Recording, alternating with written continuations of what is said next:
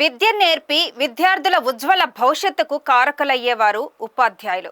అటువంటి గురువులు విద్యార్థుల చేతిలోనే అమానుషంగా మృతి చెందితే వినడానికే ఒళ్ళు జలధరిస్తుంది కదూ. అవును, ఇది ముమ్మాటికి నిజం. అన్నమయ్య జిల్లా రాయచోటి పట్టణంలోని కొత్తపల్లి ప్రభుత్వ ఉర్దూ ఉన్నత పాఠశాలలో జరిగింది. సంచలనంగా మారిన ఈ ఘటన ఎలా జరిగిందో ఇప్పుడు చూద్దాం.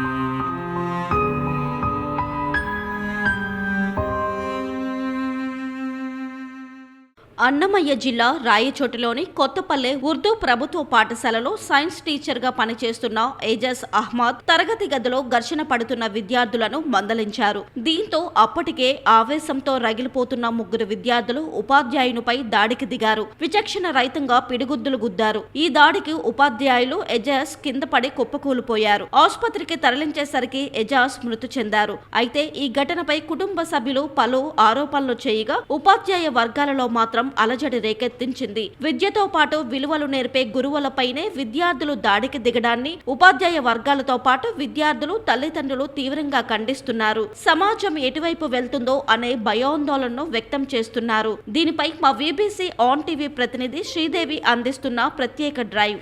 రాయచోటిలో ఒక ఉపాధ్యాయుడు మృతి చెందడం రాష్ట్ర వ్యాప్తంగా సంచలనం కలిగిస్తోంది.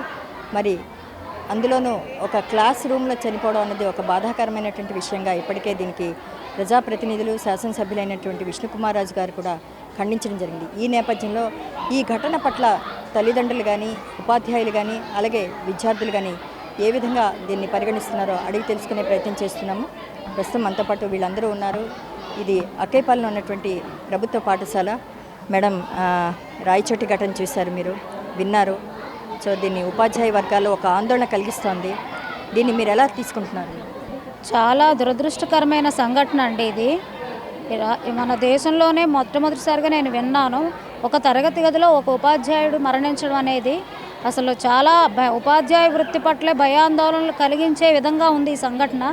ఇకపై ఎప్పుడూ కూడా ఇలాంటి సంఘటనలు చోటు చేసుకోకూడదని నేను మనస్ఫూర్తిగా కోరుకుంటున్నాను. ఎందుకంటే ఉపాధ్యాయ వృత్తిలోకి రావడం అంటేనే పవిత్రమైన వృత్తి. అది ఆ వృత్తిలో రావడానికి కూడా భయపడే స్థాయిలో ఈ సంఘటన జరిగింది.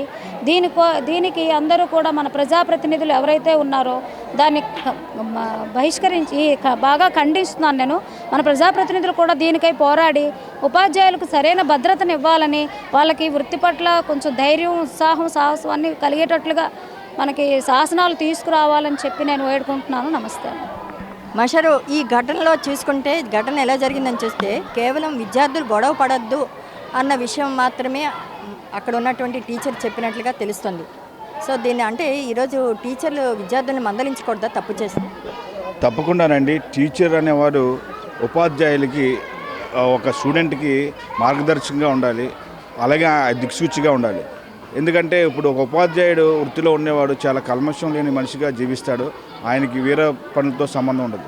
అలాంటి ఉపాధ్యాయుడు ఈరోజు ఒక అల్లరకు మోకలు పిల్లల వల్ల చాలా దురదైన స్థితిలో ఉన్నారు. అలాగే ఒక క్లాస్ రూమ్లో చనిపోవడం అంటే ఎంత దారుణం ఉండేది. ఒక ఉపాధ్యాయ వృత్తికి అసలు ఎవరైనా ముందుకు రావాలని కోరుకోవట్లేదు. ఎందుకంటే ఈ రకమైన సంఘటన ఉంటే ఉపాధ్యాయుడి యొక్క ఆ వృత్తికి మీద వాళ్ళకి చాలా బాధ అనిపిస్తుంది. అలాగే ఇప్పుడు అలాగే ఒక కత్తితో కానీ లేకపోతే ఒక ఉపాధ్యాయుడిని దండించడం అనేది చాలా బాధాకరం అండి, దురదృష్టకరం.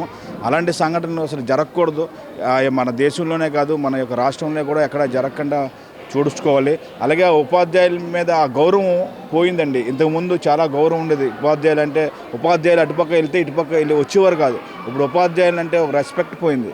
ఎందుకంటే వాళ్ళ యొక్క ప్రవర్తన అలా తయారైందండి. పిల్లలు వాళ్ళ ప్రవర్తన మార్చుకోవాలి. వాళ్ళు సైకలాజికల్గా కొన్ని డిఫరెన్సెస్ ఉన్నాయి, అది కూడా వాళ్ళకి నేర్పించాలి. అలాగే ఉపాధ్యాయులు అంటే మంచి గౌరవము, మర్యాదలు. మీ మాటకి ఇప్పుడే అడ్డొస్తున్నాను. సో పిల్లల యొక్క మానసిక ప్రవర్తన అని చెప్తున్నారు. సో ఈ మానసిక ప్రవర్తన అన్నది ఎప్పుడైతే బాగాలేదనో లేదంటే మీరు గుర్తిస్తారు, క్లాస్ రూమ్లో ఉన్నప్పుడే గుర్తించడం జరుగుతుంది. సో ఇది తల్లిదండ్రుల నోటీస్ కూడా మీరు తీసుకెళ్తున్నారా? తప్పకుండానండి. మానసిక ప్రవర్తన లేనప్పుడు తల్లిదండ్రులు కూడా తీసుకెళ్తున్నాం, తల్లిదండ్రులు కూడా తెలియజేయబడుతున్నాం. కానీ ఇప్పుడు వాళ్ళు ఏంటంటే దాని మీద తీసుకోవాలి, దాని మీద చదువు తీసుకొని ఆ యొక్క బాలుడి దగ్గర హాస్పిటల్ తీసుకెళ్ళడం కానీ సైకాలజిస్ట్ దగ్గర తీసుకెళ్ళడం కానీ జరిగితే మళ్ళీ ఆ యొక్క బిహేవియరల్ చేంజెస్ ఉంటాయి, మార్గాలన్నట్టు సాయం పడుతుంది. ఇక్కడే తల్లిదండ్రులు ఉన్నారు, వాళ్ళు కూడా అడిగి తెలుసుకునే ప్రయత్నం చేద్దాము. అమ్మ, ఒక విద్యార్థి తాలూకా మానసిక ప్రవర్తన బాగాలేదు అని స్కూల్ నుంచి ఎప్పుడైతే మీకు సమాచారం వస్తే తల్లిదండ్రులు ఎలా రెస్పాండ్ అవుతారు? తల్లిదండ్రులు అనేది స్కూల్ నుంచి ఏదైనా చెప్పినప్పుడు మనం కూర్చోబెట్టి పిల్లల్ని కొట్టేయడం కాకుండా ఫస్ట్ కూర్చోబెట్టి అసలు ఏం జరిగింది ఏంటి అనేది ముందు అన్నీ తెలుసుకొని ఆ విధంగా మంచిగా మాట్లాడాలి. వాళ్ళు కొట్టేస్తే మా ఇంట్లో ఇలాగ చేస్తున్నారు, బయట ఇలాగ చేస్తున్నారు, వాళ్ళు వేరే విధంగా ఇంకా బయటికి వెళ్ళిపోయి చెప్పకుండా చేయకుండా వేరే డ్రగ్స్ కానో దిదానో అలాగా తయారైపోతున్నారు. అలా కాకుండా మంచిగా కూర్చోబెట్టి ఫోన్స్ అవి ఏమి ఇవ్వకుండా అసలు ఏంటి నీ పరిస్థితి నువ్వు చదవని. ఈరోజు తల్లిదండ్రులు వేరేగా ఉన్నారు, అంటే పిల్లల్ని కొట్టకూడదు అని చెప్పి ఉపాధ్యాయుల మీదే కూడా తిరగబడే పరిస్థితి కూడా తల్లిదండ్రుల్లో కనిపిస్తోంది. మరి అది మీరు ఒక పేరెంట్గా ఉపాధ్యాయులు అంటే మరి కొడతానే కదా మేడం వస్తుంది. మేము కూడా చదువుకొని వచ్చిన వాళ్ళమే, మా ఉపాధ్యాయులు కొడతానే ఇప్పుడు ఇంట్లో తల్లిదండ్రులు భయం ఉండాలి, బయట ఉపాధ్యాయులు గౌరవించి వాళ్ళు కొడతానే మనకు చదువు అనేది వస్తుంది. కొట్టకుండా కూడా ఎవరు కూడా మనకి ఇప్పుడు మనమైనా సరే మన మాట వినకపోతే ఒక దెబ్బ కొడతాం. ఉపాధ్యాయులు కూడా అలాగే 1-2 కొడతారు తప్ప ఫుల్గా అనేది కొట్టారు కదా. ఆ టైం వరకు వాళ్ళకి రావాలన్నట్టు ఒకటి కొట్టడం లేదా తిట్టడం చేస్తారంటే పిల్లల్ని కొట్టడంలో తప్పులేదు, టీచర్ తప్పులేదు. సరే, మరి కొంతమంది ఉన్నారు. మేడం మాస్టర్ మీరు చెప్పండి, ఇప్పుడు పిల్లల యొక్క మానసిక ప్రవర్తన మీద మనం మాట్లాడాము. పిల్లలు ఇప్పుడు కాలంలో చూసుకుంటే ఒక సెల్ ఫోన్కి ఎడిక్ట్ అయిపోతున్నారు. సోషల్ మీడియా ప్రభావం కూడా వాళ్ళ మీద కనిపిస్తూ ఉంది. దీన్ని ఎంతవరకు మీరు సమర్థిస్తారు? గురుర్ బ్రహ్మ గురుర్ విష్ణు గురుర్దేవో మహేశ్వర గురు సాక్షాత్ పరబ్రహ్మ తస్మై శ్రీ గురువే నమః. గురువు పూజించబడేవాడు. అటువంటి గురువు పట్ల పిల్లలు ఈ రకమైనటువంటి దుశ్చర్యకు పాల్పడడం నేను చింతిస్తున్నానండి. ఈ విషయంలో ఇటువంటి సంఘటనలు జరగకుండా ఉండాలి అంటే ముఖ్యంగా సాంకేతిక పరిజ్ఞానానికి కొంచెం దూరంగా ఉండాలి పిల్లలు. అలాగైతే అది తల్లిదండ్రుల బాధ్యత కూడా కొంచెం ఉందండి. తల్లిదండ్రులే సెల్ ఇచ్చి పంపించడం పిల్లలకి, వాళ్ళు ఇక్కడ చేయరనేటువంటి కొన్ని చర్యలు చేపట్టడం, క్లాస్ రూముల్లోనే ఆ సెల్లు చూడడం ఇటువంటివి జరుగుతున్నాయి. ఇటువంటి నివారించడానికి కూడా వాళ్ళ పట్ల ఏవైనా చర్య తీసుకుంటుంటే ఆ పిల్లలు కోపావేశానికి గురై ఏదో ఒక క్షణంలో ఉపాధ్యాయుల మీద తిరగబడడం అది కూడా జరుగుతుంది. ఇటువంటి చర్యలు జరగకుండా చూడాలి అంటే తల్లిదండ్రులకు కొంచెం బాధ్యత ఉందండి. ఈ మధ్య నాకు 2 రోజుల క్రితమే నాకు కూడా అటువంటిది నాకు జరిగింది. 2 పిల్లలు కొట్టుకుంటున్నారు. ఆ కోపావేశంలో నన్ను వచ్చి ఇక్కడ కొట్టారండి. రాత్రి 2 గంటల వరకు పడుకోలేదు మేడం, 2 గంటల వరకు పడుకోలేదు. చాలా నొప్పిగా ఉంది. ఇప్పటికీ కూడా అప్పుడప్పుడు కొంచెం నొప్పిగానే ఉంది. పిల్లలు ఎందుకు అలా ప్రవర్తించారు? అదే సోషల్ మీడియా, సాంకేతిక పరిజ్ఞానంకి అలవాటు, అందులో డ్రగ్స్, అలాగే గంజాయి ఇటువంటి వాటికి లోనే కూడా కొంచెం పిల్లలు ఇలా తయారవుతున్నారని చెప్పొచ్చండి. ఎందుకంటే వాళ్ళకి ఆ మూమెంట్లో ఆ మత్తులో ఏం చేస్తున్నారో తెలియట్లేదు వాళ్ళకి. సార్, మీరు అలా ఎప్పుడైతే జరిగిందో అంతకుముందే మీకు ఆ పిల్లల గురించి ప్రవర్తన మీకు తెలిసే ఉండాలి కదా. మీరు ప్రవర్తన కొట్టిన కుర్రాడైతే చాలా నెమ్మదస్తుడే. పిల్లాడు చాలా నెమ్మదస్తుడే, చాలా నెమ్మదస్తుడు. మరి వాడికి ఆ కోపం ఎలాగొచ్చింది అనేది నాకు అర్థం కాలేదండి. అందుకే నేను కూడా ఎవరికి ఏం చెప్పలేదు. మా డ్రిల్ మాస్టర్కి తెలియజేశాను ఆ విషయం. ఆయన కూడా కొంచెం చర్య తీసుకున్నాడు ఆ కుర్రాడి మీద. తల్లిదండ్రుల నుంచి రెస్పాన్స్ ఎలా వచ్చింది ఈ ఘటన మీద? పిల్లాడుతో తల్లిదండ్రులు కూడా నేను తెలియజేయలేదు మేడం. ఎందుకంటే వాడికే ఈరోజు కుర్రోడు నువ్వు ఆ కోపాన్ని తగ్గించుకుంటే కొంచెం నువ్వు భవిష్యత్తులో కొంచెం బాగుపడతావు, లేదు అంటే గురువునే కొట్టే స్థాయికి వచ్చావంటే మరి చూడు ఆ కోపం వల్లే కదా నువ్వు ఆ రకంగా చేయగలవు అని చెప్పాను. మేడం, అంటే పిల్లలకి ఒక ఉజ్వల భవిష్యత్తుని మీరు ఇస్తారు స్కూల్ నుంచి బయటికి వెళ్ళేటప్పుడు. అటువంటి పరిస్థితుల్లో అటువంటి ఉన్నతంగా తీర్చిదిద్దుతారు. మరి ఇలాంటి ఘటనలో ఫైనల్గా మీరు ఏమనుకుంటారు? ఫైనల్గా ఏమనుకుంటామంటే విద్యార్థుల్లోని ఒక నీతి కథలు, ఒక భగవద్గీత కానీ ఇలాంటివి మనం రోజు చదివించడానికి ఇంట్లో ఎలాగో అవ్వట్లేదు. వీళ్ళు పేరెంట్స్ అన్ఎడ్యుకేటెడ్ కాబట్టి స్కూల్లో అయినా అది ఒక పీరియడ్గా పెట్టి పిల్లల్లో ఒక రకమైన నీతి నియమాలతో బతికేటట్లుగా, ఉపాధ్యాయులు సమాజం పెద్దలంటే గౌరవం పెరిగేటట్లుగా ఇంకా మనం చేయొచ్చండి. దానికి ఒక ప్రతి స్కూల్లో కూడా దీనికి సంబంధించిన ఒక పీరియడ్ ప్రత్యేకించి కేటాయించాలని ఈ విధంగా మనం ఇలాంటి అవినీతి సంఘటనలు జరగకుండా మనం చేయొచ్చండి. ఖచ్చితంగా ఒక పీరియడ్గా పెట్టాలి ప్రతి స్కూల్లో. నీతి కథలు, మోరల్ వాల్యూస్ ఇవన్నీ చెప్పడానికి టైం కేటాయించాలని చెప్పి నేను మనస్ఫూర్తిగా కోరుకుంటున్నాను. అలాగే కొంతమంది స్టూడెంట్స్ కూడా ఉన్నారు. సో చెప్పమ్మా, రాయచోటి ఘటన చేశారు ఒక స్కూల్లో. ఒక ఇలాగే స్టూడెంట్స్ కొట్టుకున్నారు. ఆ కొట్టుకున్న ఘటనలో మాస్టర్ కూడా చనిపోయారు. వద్దు, కొట్టుకోవద్దు, గొడవ పడద్దు అన్నందుకు మీకు తెలిసే ఉంటుంది. ఈ విషయం చూసి మేము చాలా బాగా బాధపడుతున్నాం. ఎందుకంటే స్టూడెంట్ అనేది గురువుగారు చెప్పే మాటలు విని మేము ఇంకా మంచిగా వాళ్ళలా ఉండాలని మేము అనుకోవాలి. కానీ స్టూడెంట్ ప్రతి విషయానికి కూడా ఇప్పుడు అలా లేరు. టీచర్ని చూసి మనం కూడా ఇలా మంచిగా ఇన్ఫ్లుయెన్స్ అవుదామని ఎవరు అనుకోవట్లేదు. వాళ్ళు చూసి వాళ్ళ తిరగాలి, వీళ్ళ తిరగాలి అని చేసేలాగే అందరూ ఇప్పుడు చేస్తున్నారు. ఒకప్పుడైతే అందరూ కూడా టీచర్స్ చెప్పే మారల్ వాల్యూస్ అనేవి ఎంతో బాగా శ్రద్ధగా వినేవారు. ఇప్పుడు వాళ్ళు వినేవాళ్ళు తక్కువైపోయారు. వీళ్ళ రోడ్ల మీద తిరిగి వాళ్ళందరితో మేము కూడా తిరిగితే బాగుంటుంది అనేలాగా ఇప్పుడు అందరూ తయారు. ఎందుకు అలా మారుతాం? ఎందుకలా అంటే ఇంట్లో ఉండే వాళ్ళ పేరెంట్స్ బిహేవియర్, పైగా మాకు ఇచ్చిన ట్యాబ్స్ వాళ్ళు మంచిగా యూజ్ చేసుకుంటే మిస్యూజ్ చేస్తున్నారు. ఆ ట్యాబ్స్ వల్ల మాకు ఇచ్చిన బైజూస్ కంటెంట్ తక్కువ అయితే దానివల్ల అదర్ యాక్టివిటీస్ చేసేది ఎక్కువ. దానిపైగా ఇన్స్టాగ్రామ్ ఇలాంటి రీల్స్ ఇలాంటివి చేయడం వల్ల వాళ్ళకి ఇంకా మోరల్ యాక్టివిటీస్ కాకుండా వాళ్ళకి అదర్ యాక్టివిటీస్ ఎక్కువైపోతున్నాయి. సో అందుకని పిల్లలు మెయిన్ ఫోన్కి బాగా ఎడిట్ తక్కువ అవ్వాలి. ఎందుకంటే ఫోన్ ఎడిట్ అవుతే వాళ్ళు నేర్చుకునేది తక్కువ, వాళ్ళకి మెయిన్ బ్యాడ్ యాక్టివిటీస్ ఎక్కువ వస్తున్నాయి. సో దానివల్ల పిల్లలు చదివేది కూడా చదవట్లేదు ఎవరు కూడా. వాళ్ళు బాగా డిజిటల్ కంటెంట్గా ఎక్కువ తీసుకుంటున్నారు.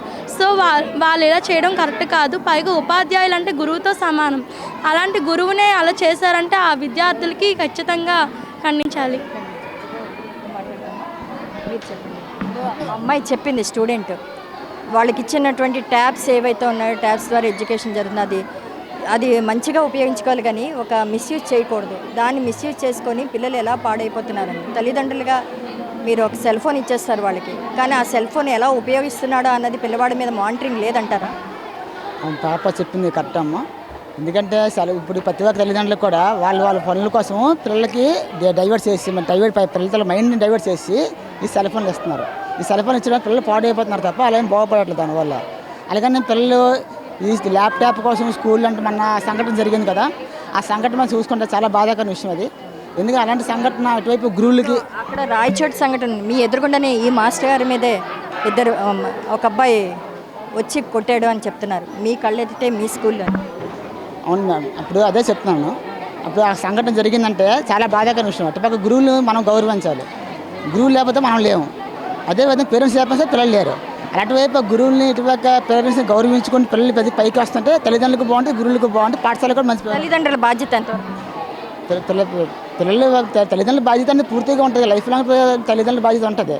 ఎందుకంటే తల్లిదండ్రులు అనేది మన పిల్లలు మనకు బాధ్యత, మన పిల్లలు మనకే బాధ్యత కదా. మన పిల్లలు అనేది మనకే బాధ్యత అన్నప్పుడు ఇంకా అది కొంచెం దానికి ఆన్సర్ అని చెప్తాం. ఇది మొత్తంగా చూసుకోండి. నెక్స్ట్ ఏంటంటే తల్లిదండ్రులు ఇప్పుడు ల్యాప్టాప్ కూడా ఇస్తున్నారు స్కూల్లో. అంటే వాళ్ళ స్కూల్లో ల్యాప్టాప్ దేనికి ఇస్తున్నారండి? పిల్లలు ఎడ్యుకేషన్ మైండ్ సెట్లు కరెక్ట్గా ఉండాలండి, మెమరీ పవర్ పెరగాలండి. వాళ్ళ తాలూకు ఎడ్యుకేషన్ మొత్తం మైండ్ దాని మీద ఉంటుందండి. ఈ ల్యాప్టాప్ని వేరే దానికి ఓడుకొని వేరే దానికి ఉద్దేశించి ఆ ల్యాప్టాప్ని గొడవలు ఆడుకొని దాన్ని పర్యవేక్షించాల్సిన బాధ్యత తల్లిదండ్రులదే కదా.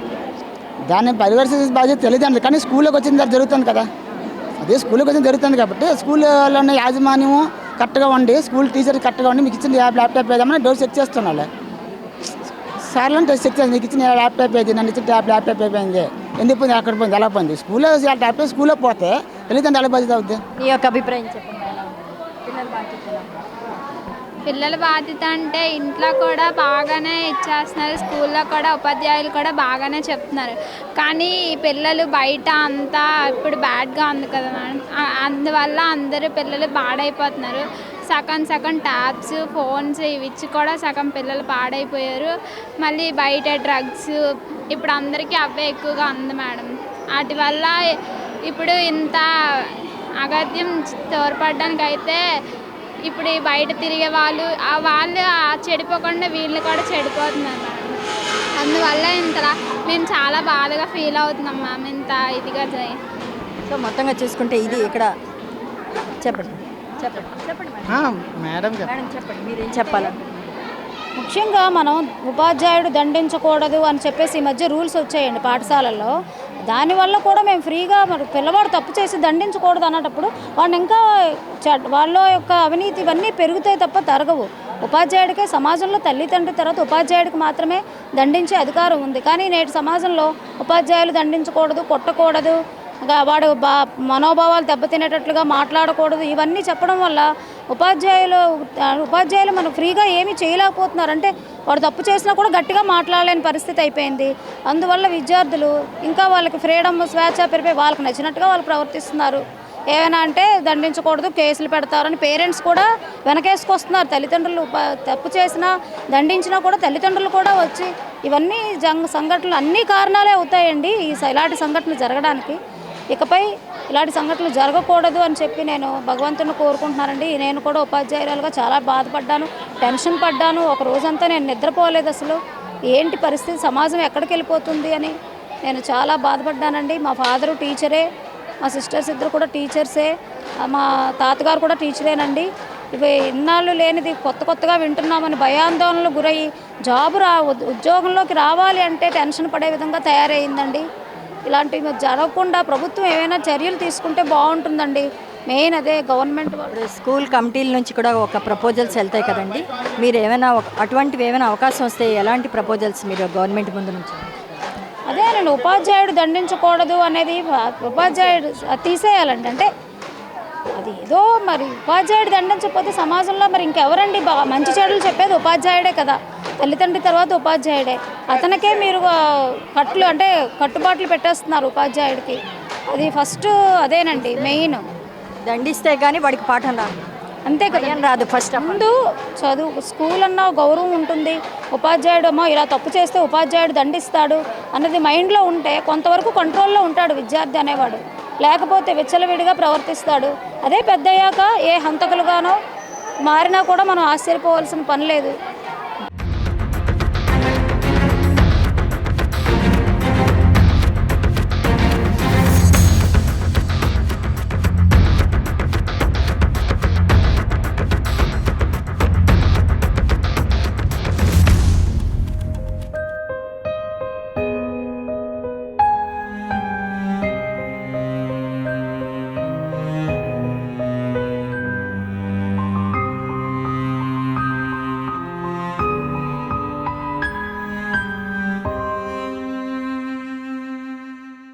ఇక జరిగిన ఘటనను ప్రజాప్రతినిధులు సైతం తీవ్రంగా ఖండిస్తున్నారు.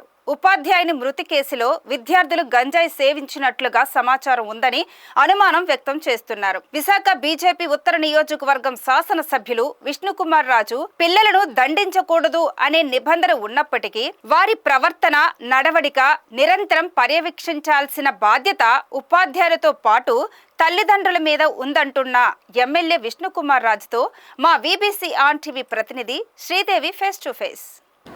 రాయచోటిలో ఒక సైన్స్ టీచర్ అమానుషంగా మృతి చెందడం ఉపాధ్యాయ వర్గాల్లో ఒక ఆందోళనకు దారితీసింది. అలాగే రాష్ట్ర వ్యాప్తంగా టీచర్ వర్గాల్లో కూడాను ఈ చర్చకు దారితీసింది. దీనిపై మనతో పాటు స్పందించడానికి ఎమ్మెల్యే విష్ణుకుమార్ రాజు గారు ఉన్నారు. సార్, రాయచోటిలో ఒక ఘటన చోటు చేసుకుంది. అది మీ దృష్టి కూడా వచ్చి ఉంటుంది, మీరు చూసే ఉంటారు. ఒక టీచర్ క్లాస్ రూమ్లో చనిపోవడం అన్నది ఇప్పుడు ఉపాధ్యాయ వర్గాల్లో ఒక ఆందోళన కలిగిస్తుంది. ఇదంతా కూడా చర్చ, వారిలో వాళ్ళకే చర్చ మొదలైంది. సార్, ఎటుపోతుంది మన సమాజం? ఇది చాలా చాలా దురదృష్టకరము. మా తండ్రి గారు కూడా స్కూల్ టీచరు. మరి ఇదివరకు మేము చదువుకున్నప్పుడు అంటే గురువులు లేకపోతే టీచర్సు అంటే ఎంతో గౌరవప్రదమైన ఒపీనియన్ తోటి మేము ఉండేవాళ్ళము. అంటే ఆ జనరేషన్ వేరు, ఈ జనరేషన్ వేరు అనే భావన ఇప్పుడు కలుగుతుంది. ఇప్పుడు పిల్లలు ఏ విధంగా అయితే టీచర్స్ పట్ల కానీ పెద్దల పట్ల కానీ వ్యవహరించే తీరు చూస్తే చాలా బాధాకరమైన విషయం. అక్కడ స్కూల్ టీచర్ని పిల్లల ద్వారా ఆయన చనిపోవటం అంటే అది సభ్య సమాజము సిగ్గుతోటి తలదించుకోవాల్సిన విషయం. దీనికి ముఖ్యంగా కారణం ఏంటంటే కొంత గంజాయి తీసుకున్నారేమో అని చిన్న డౌట్ ఎక్స్ప్రెస్ చేయటం జరిగింది. గంజాయి మత్తులో జరిగిందా లేకపోతే ఏ విధంగా జరిగినప్పటికీ కూడా ఇది చాలా దురదృష్టకరమైన సంఘటన. ముందుగా ఇది టీచర్సు, పేరెంట్సు కూడా పిల్లలకి ఏ విధమైన గౌరవప్రదమైన విద్యాబుద్ధులు నేర్పాలో, పెద్దలంటే గౌరవం ఉండేటట్టు చిన్నప్పటి నుంచే కూడా వాళ్ళ మనసుల్లో తీర్చిదిద్దవలసిన అవసరం ఉంది. ఈ పేరెంట్స్ అంటే గౌరవం ఉండాలి, టీచర్స్ అంటే గౌరవం ఉండాలి, విద్యాబుద్ధులు నేర్పిన వాళ్ళకి గౌరవం ఉండాలి. సో ఇవన్నీ కూడా చిన్నప్పటి నుంచే ఈ విధమైన ఇన్కల్కేషన్ వాళ్ళ మైండ్లో ఉంటే ఇటువంటి పరిస్థితి రాకుండా ఉండటానికి అవకాశం ఉంది. ఈ ఘటనలో మనం చూసుకుంటే టీచరు కేవలం గొడవ పడొద్దు అని చెప్పడానికే వెళ్ళాడు తప్ప మరొక కారణం కూడా కదా. అంటే ఈరోజు పిల్లలు గొడవ చేసినా లేదా తప్పు చేసినా టీచర్లు దండించకూడదంటారా? అంటే టీచర్లు ఫిజికల్గా హ్యాండిల్ చేయటం అనేది ఆ సంస్కృతి పోయింది. మేము చిన్నప్పుడైతే మాకు టీచర్లు కొట్టేవారు. అంటే కొట్టడం అంటే వేరే విధంగా కాదు, మనల్ని బాగా చదువుకోమనో లేకపోతే ఏదైనా తప్పు చేస్తే పనిష్మెంటు కింద ఉండేది, అంటే నుంచోబెట్టడము. సో ఎందుకు పనిష్మెంట్ అనే ఉద్దేశంతో తప్పులు చేయకుండా ఉండే పరిస్థితి వేరు. ఇప్పుడు ఏంటంటే ఈ సోషల్ మీడియా అది విపరీతంగా పెరిగిపోయి ఏది చిన్నది వచ్చినా టీచర్స్ మీద లేనిపోయిన ఇబ్బందులు, ఆ విధమైన క్రియేషన్ వస్తుంది. దీంట్లో మళ్ళీ కులాలు వచ్చేస్తున్నాయి. ఇదివరకు ఇప్పుడు కులము మతము ఏమీ ఉండేది కాదు, కానీ ఇప్పుడు ఈ వ్యవహార శైలి చూస్తే మొత్తం దిగజారుడుతనం ఎక్కువైపోయింది. కాబట్టి తల్లిదండ్రులు ఎక్కువ రెస్పాన్సిబిలిటీ తీసుకోవాల్సిన అవసరం ఉంది. మనం పిల్లలకి గౌరవం నేర్పాలి, విద్యాబుద్ధులు నేర్పాలి. అట్లాగే విద్య అనేది వాళ్ళ జీవితాంతము వాళ్ళతో పాటు ఉండేది విద్య. అది ఎప్పటికీ పోదు, వాళ్ళు బతుకున్నంత వరకు ఆ విద్య అనేది ఉంటుంది. కాబట్టి ధైర్యం ఉంటుంది. డెఫినెట్గా ఎప్పుడైతే చదువు మంచి మెరిటోరియస్గా బాగా చదువుకుని ఉంటే అది ఇప్పుడు ఫర్ ఎగ్జాంపుల్ నాకు ఏ ఉద్యోగం లేకపోయినా నేను ఎక్కడికి వెళ్ళినా ఒక టీచర్ ఉద్యోగం ఎక్కడో చోట చేసుకోవచ్చు. ఎందుచేతంటే నాకు విద్య ఉంది కాబట్టి, ఎవరున్నా లేకపోయినా మనతో పాటు ఉంది. మిమ్మల్ని తీర్చిదిద్దింది కూడా ఆ టీచరే కదా? మా టీచరే, మా తండ్రి గారే టీచరు. సో మా తల్లిదండ్రులు నాకు నేర్పిన సంస్కారము, దాని వలన మనము సొసైటీలో ఏ విధంగా ప్రవర్తించాలో వీలున్నంత వరకు సొసైటీకి మంచిగానే మనం ప్రవర్తిస్తున్నామని మేము అనుకుంటున్నాము. సో తప్పనిసరిగా టీచర్స్ రోల్తో పాటు పేరెంట్స్ రోల్ కూడా ఇంపార్టెంట్. ఈ మధ్య మనం ఈ గంజాయి ఒకటి చాలా టూ మచ్ అయిపోయింది. దాన్ని కూడా అరికట్టడానికి రాష్ట్ర ప్రభుత్వము కంకణం కట్టుకుని ఉంది. ఇప్పుడు ఈగిల్ అనేది ఒక ప్రత్యేకమైన ఫోర్స్ పెట్టడం జరిగింది. సో ఇది తల్లిదండ్రులు కూడా ఎంతసేపు భార్యాభర్తలు ఉంటే, వాళ్ళు పిల్లలు ఉంటే చాలామంది సెల్ ఫోన్స్లోనే వాళ్ళ టైం అంతా గడిచిపోయే పరిస్థితి ఉంది. సో దాన్ని మార్పు తీసుకుని వస్తేనే కానీ ఈ సమాజము కొంత చేంజ్ రాదు. సో పిల్లవాడి చేతిలో కూడా సెల్ ఫోన్ ఉంది, ఆ సెల్ ఫోన్ ఇచ్చేది కూడా తల్లిదండ్రులే కదండి. ఇప్పుడు ముగ్గురికి ఇచ్చేస్తున్నారు. తల్లి ఒక విధంగా మాట్లాడుకుంటారు, తండ్రి ఒక విధంగా సెల్ ఫోన్లో మాట్లాడుతారు, పిల్లోడు దీంతో గేమ్స్ ఆడుకుంటూ ఉంటాడు, రకరకాలు. ఈ సెల్ ఫోన్స్ అనేది సాయంత్రము పిల్లలు ఇంటికి వచ్చిన తర్వాత సెల్ ఫోన్స్ అనేది బంద్ చేసి ఏదైనా ఎమర్జెన్సీకి వాడుకోవాలి తప్ప రెగ్యులర్గా సెల్ ఫోన్స్ అనేది సాయంత్రం 7 తర్వాత సెల్ ఫోన్ బంద్ చేస్తే మంచిది. సార్ ఫైనల్గా ఒక మాట చెప్పండి, ఒక స్టూడెంట్ తాలూకా బాధ్యత, మానిటరింగ్ చేసే బాధ్యత తల్లిదండ్రులది అంటారా లేదా ఉపాధ్యాయులది అంటారా లేదా అందరిది అంటారా? డెఫినెట్గా తల్లిదండ్రులది కూడా ఉంది, ఉపాధ్యాయులది ఎక్కువ ఉంటుంది. ఉపాధ్యాయులది ఎప్పుడైతే కొంచెం సీరియస్గా చూసుకుని జాగ్రత్తగా చూసుకుని ఉన్నప్పుడు పిల్లవాడు సరిగ్గా లేకపోతే తల్లిదండ్రులకి ఇన్ఫామ్ చేయవలసిన బాధ్యత కూడా టీచర్స్ పైన ఉంటుంది. ఇన్ఫామ్ చేసినందుకు వాళ్ళ మీద కక్ష కడుతున్నారు కదా సార్, పిల్లలే దురదృష్టం. అది తల్లిదండ్రులు సీరియస్గా యాక్షన్ తీసుకోవాలి. సమాజం ముందు నుంచే కూడా, అందుకే ఇప్పుడు ప్రైమరీ స్కూల్ నుంచి కూడా మనము దాంట్లో ఒక మార్పును అనేది తీసుకురావాలి. మానసికంగా వాళ్ళకి చెడు ప్రభావాలకి లోను కాకుండా చూడవలసిన బాధ్యత తల్లిదండ్రుల పైన ఉంది, టీచర్స్ పైన ఉంది, సమాజం పైన కూడా ఉంది.